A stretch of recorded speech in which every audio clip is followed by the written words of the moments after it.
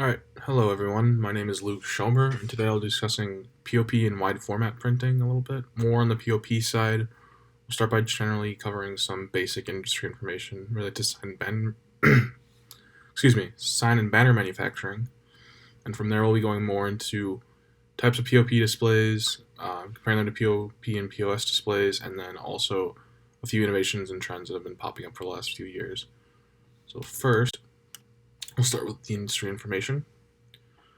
So overall, the industry has been experiencing a high demand, but there's been a general shift away from advertisement spending, with declining profit margins being a major part of the shift in how things have been playing out over the last few years.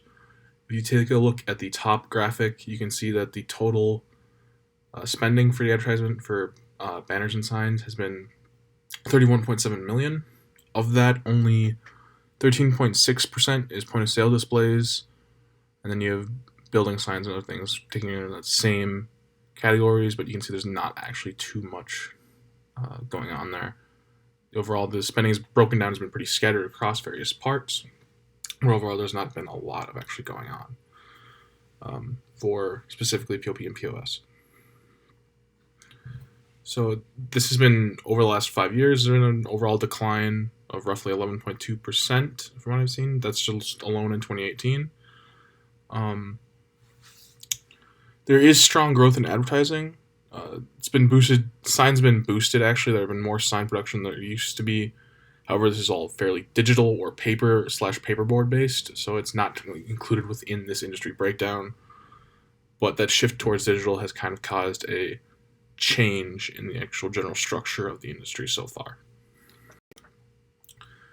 Now, if you compare POP and POS displays, this is kind of just a basic breakdown for how they're used and how they're incorporated. You can see POPs are larger products or product quantities.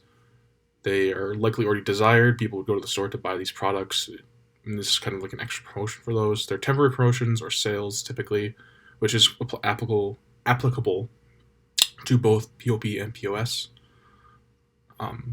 Both raise brand awareness as well.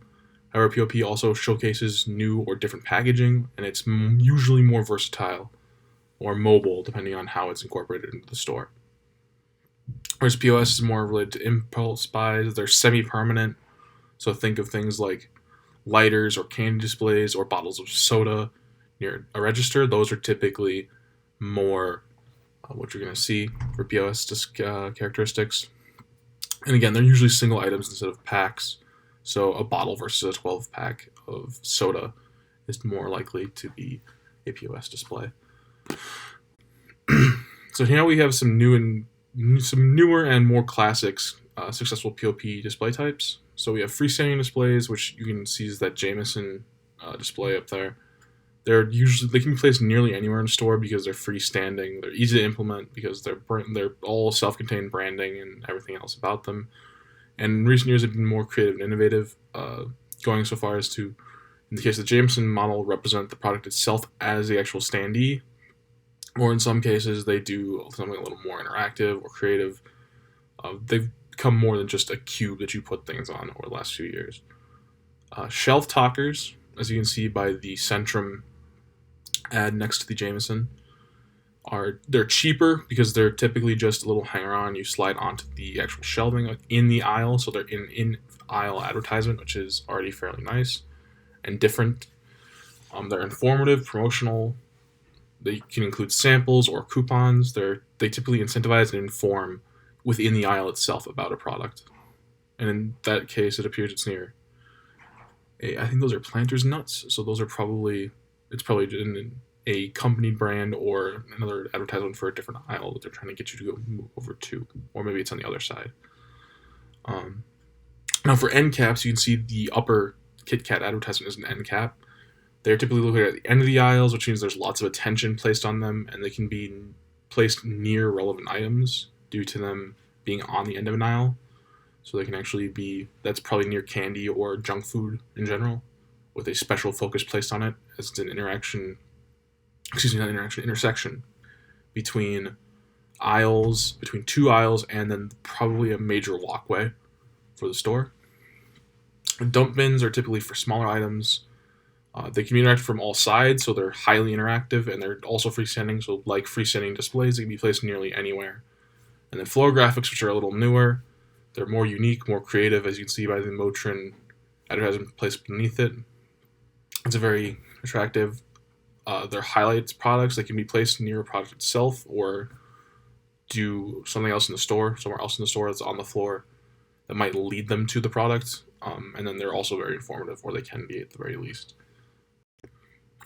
Now, lastly, here are some innovations and trends. So, the use of local data is a huge trend for certain advertisers, essentially using performance of a option within a store to kind of inform your future decisions. Incorporating video has become more viable in the last few years. It's a cheaper cost and it enhances customer interest and gives them an enhanced experience, which is what they want nowadays.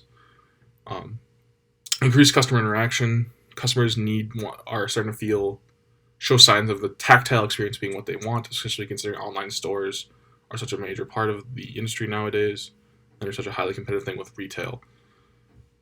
The tactile experience is really important, and the interactivity is going to motivate sales and increase customer satisfaction. Sorry about that. Stories told on POP, influencing sales. That's more appealing to the emotional side of people. They want to interact and feel good about what they're doing. And then stores within stores are more of a specialized concept. Typically related to holidays or special events, they are kind of an aggregated thing of various brands. So like Pepsi and Lay's during a Super Bowl, or various candies and snack foods during a holiday. That's the basic general gist of it. All right, so thank you very much. Here are my sources. Thank you.